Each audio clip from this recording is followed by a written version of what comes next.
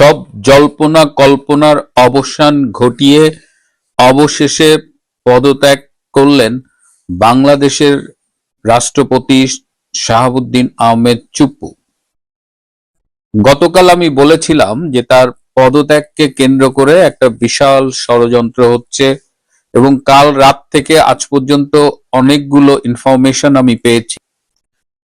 রাষ্ট্রপতি শাহাবুদ্দিন আহমেদ চুপ্পু পদত্যাগ পত্রে স্বাক্ষর করেছেন। সেই পদত্যাগ পত্র স্পিকারের কাছে পৌঁছানোর আগে সামাজিক যোগাযোগ মাধ্যমের আমরা পেয়ে গেছি। প্রথমেই একটি পদত্যাগ পত্রটি নিয়ে কথা বলতে চাই। যতদূর জানি, যতদূর পর্যবেক্ষণ করেছি, শুনেছি, রাষ্ট্রপতি সাধারণত স্পিকারকে মাননীয় স্পিকার বলেন, কিন্তু এই পদত্যাগ পত্র শুরু হয়েছে সম্মানিত স্পিকার দিয়ে। এই পদত্যাগ পত্রে কিন্তু টাইপ করা কোনো তারিখ নেই। তার মানে কি আমরা ধরে নেব যে পদত্যাগ পত্রটি আগেই টাইপ করে রাখা হয়েছিল? এই পদত্যাগ পত্রের যে ভাষা সেটি এতটাই দায়সারা গোছের যে একটা রাষ্ট্রপতির পদত্যাগ পত্র তো এরকম নিম্নমানের হতে পারে না, এবং সেখানে রাষ্ট্রপতি নিচে সই করে তারিখ বসিয়েছেন। না হলে এটা কত তারিখের পদত্যাগ পত্র তার বোঝা যেত না। বর্তমান প্রধানমন্ত্রী তারেক রহমানের একটি সূত্র আমাকে নিশ্চিত করেছে গতকাল বাংলাদেশের সময় রাত 9:30 থেকে 10টা এরকম একটা সময় রাষ্ট্রপতি শাহাবুদ্দিন আহমেদ চুপ্পু তারেক রহমানকে ফোন করেছিলেন। মোবাইলে তাদের মধ্যে কথা হয়েছে এবং এই যে গত দুদিন ধরে শুনছি যে রাষ্ট্রপতি পদত্যাগ করবেন, সেই প্রসঙ্গটি নিয়েই রাষ্ট্রপতি প্রধানমন্ত্রী তারেক রহমানের সাথে কথা বলেছেন। রাষ্ট্রপতি এই পদত্যাগ বিষয়ে জানতে চেয়েছেন। তারেক রহমান তখন বলেছেন যে দলের ভেতর থেকে তিনি একটি চাপ অনুভব করছেন রাষ্ট্রপতির পদত্যাগের ব্যাপারে, কিন্তু তারেক রহমান এও বলেছেন যে আপনি যেটা ভালো মনে করেন সেই সিদ্ধান্তটি নেবেন। কিন্তু আপনারা যদি আমাদের বাংলাদেশের গণমাধ্যমগুলোর ভূমিকা গতকাল এবং আজকে দেখেন, এবং আজকে তো তারা একেবারে মানে জোর করে পদত্যাগ করতেই হবে এরকম একটা আবহাওয়া কিন্তু তারা তৈরি করেছিল, এবং গতকাল রাত পর্যন্ত শাহাবুদ্দিন আহমেদ চুপ্পু কিন্তু পদত্যাগের সিদ্ধান্ত নেননি। এমনকি আজকে সকাল পর্যন্ত তিনি এই পদত্যাগ পত্রে সই করেননি। তিনি একটি অসুখের কথা বলেছেন, অটোনমিক নিউরোপ্যাথি। আমাদের শরীরের এই যে অটোনমিক নার্ভাস সিস্টেম বলে একটা নার্ভাস সিস্টেম আছে, যেটা অনেক কিছু নিয়ন্ত্রণ করে, যেটা আমরা সরাসরি নিয়ন্ত্রণ করতে পারি না। যেমন হার্টবিট, হৃদস্পন্দন, ব্লাড প্রেশার, এই নিঃশ্বাস প্রশ্বাসের একটা অংশ, মূত্রথলির যে এই যে খালি করে সেইটা, এরকম অনেকগুলো অ্যাক্টিভিটিস আছে যেটা এই অটোনমিক নার্ভাস সিস্টেম দ্বারা নিয়ন্ত্রিত হয়। তো যখন এই নার্ভাস সিস্টেমের মধ্যে কোনো সমস্যা হয়, এই নিউরোপ্যাথি হয়, অসুখ হয়, তখন এই কাজগুলো ঠিকমতো হয় না। যেমন হয়তো পেশাবের উপর কন্ট্রোল থাকে না, ব্লাড প্রেশার ফ্লাকচুয়েট করতে পারে, হার্টবিট সমস্যা হতে পারে। তো এইটার আবার স্টেজ আছে।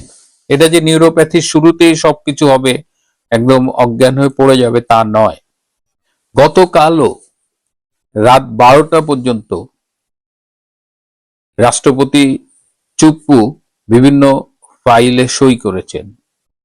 তিনি এতটাই অসুস্থ যে রাত 9:30টার দিকে তিনি তারেক রহমানের সাথে ফোনে কথা বললেন, রাত 12টা পর্যন্ত ফাইলে সই করলেন। আজকে আমরা টেলিভিশনের যে ফুটেজ দেখেছি তাকে বেশ নির্ভার দেখাচ্ছিল, তিনি হেঁটে যাচ্ছেন। তো এই মানুষটাকে দেখে কি খুব অসুস্থ মনে হয়েছে? অথচ তার উপরে ভীষণ একটা প্রেশার ক্রিয়েট করা হয়েছিল। একটা গুজব ছড়ানো হয়েছিল যে লন্ডনে নাকি তিনি শেখ হাসিনার সাথে টেলিফোনে কথা বলেছেন। তিনি এটি একদম নাকচ করে দিয়েছেন। বরং লন্ডনে রাষ্ট্রপতির সাথে স্বরাষ্ট্রমন্ত্রী সালাউদ্দিন আহমেদের সাথে দেখা হয়েছিল, তাদের মধ্যে বৈঠক হয়েছিল। তাদের বৈঠকে প্রতিবেশী রাষ্ট্রের একজন উপস্থিত ছিলেন।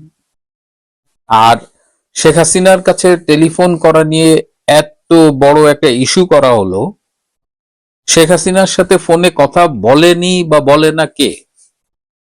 বর্তমান তারেক রহমানের মন্ত্রী পরিষদের অনেক সদস্য শেখ হাসিনার সাথে কথা বলে, সেনাবাহিনীর উচ্চপদস্থ অনেক কর্মকর্তা শেখ হাসিনার সাথে কথা বলে, সরকারি অনেক আমলা শেখ হাসিনার সাথে কথা বলে, শেখ হাসিনার সাথে অনেকেই কথা বলেন। আর যিনি কথা বললেন না তাকেই অপবাদ দেয়া হলো। আসলে শাহাবুদ্দিন আহমেদ চুপ্পু কিন্তু এই নির্বাচনের আগেই বলেছিলেন তিনি চলে যাবেন। এটা খুব স্বাভাবিক একটা ব্যাপার। বিএনপি ক্ষমতা এসেছে, সরকার গঠন করেছে, তাদের ইচ্ছে মতো একজন পছন্দের রাষ্ট্রপতি নির্বাচন করবেন, এটা খুব স্বাভাবিক, এবং চুপ্পু চলে যাবে। তখন তাকে যেতে দেয়া হলো না। এখন কি এমন ঘটনা ঘটলো যে চুপ্পুকে চলে যেতে হচ্ছে এবং পদত্যাগপত্র রেডি করে তাকে বাধ্য করা হলো সই করতে? চুপ্পু পদত্যাগ করতে চাননি, বরং এই যে রাষ্ট্রপতির পদত্যাগ নিয়ে যে কনফিউশনটা রাইজ করেছিল, সেটির জন্য তিনি জাতির উদ্দেশ্যে একটি বার্তা লিখেছিলেন। সেই বার্তার একটি কপি আমার কাছে এসেছে। সেই বার্তায় তিনি লিখেছেন যে তিনি বর্তমানে অসুস্থ, আগামী মাসে তিনি সিঙ্গাপুরে ফলো আপ ট্রিটমেন্টের জন্য যাবেন এবং সেখান থেকে ফিরে এসে তিনি প্রধানমন্ত্রীর সাথে আলাপ করে পদত্যাগ করবেন কিনা সেই ব্যাপারে সিদ্ধান্ত নেবেন। কিন্তু সেই জাতির উদ্দেশ্যে সেই বার্তাটি আর দেওয়া হয়নি, তার আগেই তাকে পদত্যাগে বাধ্য করা হলো। যখন সার্জিও গোর বাংলাদেশে আসবে, যে মুহূর্তে বাংলাদেশের সেনাপ্রধান তুরস্কে, ঠিক সেই মুহূর্তে শাহাবুদ্দিন আহমেদ চুপ্পুকে কেন পদত্যাগে বাধ্য করা হলো? কেন সেনাপ্রধান আসার পরে হলো না, বা সার্জিও গোর যাবার পরে হলো না? মানে স্পেসিফিক এত তাড়া কেন? এবং শাহবাগে দেখলাম যে চুপ্পুর বিচারের দাবিতে কিছু, ওদের ঠিক চেনা যায় না ওরা কারা, লোক মিছিল করছে। একটু খোঁজ নিয়ে জানলাম যে এই কাজগুলো নাকি করাচ্ছে ডক্টর ইউনূস। ডক্টর ইউনূস জাতিসংঘের মহাসচিব হতে চেয়েছিলেন, কিন্তু তার আর প্রার্থী হবার সুযোগ নেই। তিনি আসলে প্রার্থী হবার কোনো আলোচনাতেই ছিলেন না বাস্তবে, যা ছিল বাংলাদেশে আমাদের মুখে মুখে। কিন্তু রাষ্ট্রপতি হবার আকাঙ্ক্ষাটা তিনি এখনো ছাড়েননি। গত দুদিন তারেক রহমানের কাছে বিভিন্ন প্রভাবশালী ব্যক্তিরা বিশ্বের বিভিন্ন জায়গা থেকে ফোন করেছেন ইউনূসকে রাষ্ট্রপতি বানানোর জন্য। কিন্তু বিএনপির বেশ কয়েকটা সূত্র নিশ্চিত করেছে যে বিএনপি দলীয়ভাবে এটা এনশিওর করেছে যে ডক্টর ইউনূসকে তারা রাষ্ট্রপতি করবেন না। রাষ্ট্রপতি শুধু হলেই হবে না, ডক্টর ইউনূসের কিছু শর্ত আছে, যেমন সামরিক বাহিনীর কর্তৃত্ব তাকে দিতে হবে, সামরিক বাহিনীর টোটাল ট্রান্সফার, পোস্টিং সবকিছু রাষ্ট্রপতির আন্ডারে দিতে হবে। তো এখন বিএনপির অধিকাংশ লোক মনে করছে যে তারা ডক্টর ইউনূসকে রাষ্ট্রপতি করবে না, কিন্তু তারেক রহমান শেষ পর্যন্ত কি করবে এটা বলা যাচ্ছে না। আর একটা সূত্র মতে বলছে যে সিনিয়র লিডাররা রাষ্ট্রপতি হবে, যেমন মির্জা ফখরুল আলমগীর, ডক্টর মঈন খান, ডক্টর মোশাররফ হোসেন। কিন্তু তারেক রহমানের সাথে ঘনিষ্ঠ একটি সূত্র জানিয়েছে যে তারেক রহমান চান না যে প্রবীণ কেউ, এই বাঁচা মরার মধ্যে এমন কেউ রাষ্ট্রপতি হোক, বরং তিনি চান যে অপেক্ষাকৃত তরুণ কেউ একজন রাষ্ট্রপতি হোক, যিনি সুন্দর করে কথা বলতে পারবেন, দায়িত্ব পালন করতে পারবেন। সুতরাং এখন দেখা যাক, জোর করে তো চুপ্পুকে পদত্যাগ করা হলো, সর্বশেষ সংবিধান সম্মত ব্যক্তিটিকে সরিয়ে দেওয়া হলো সর্বোচ্চ পর্যায় থেকে।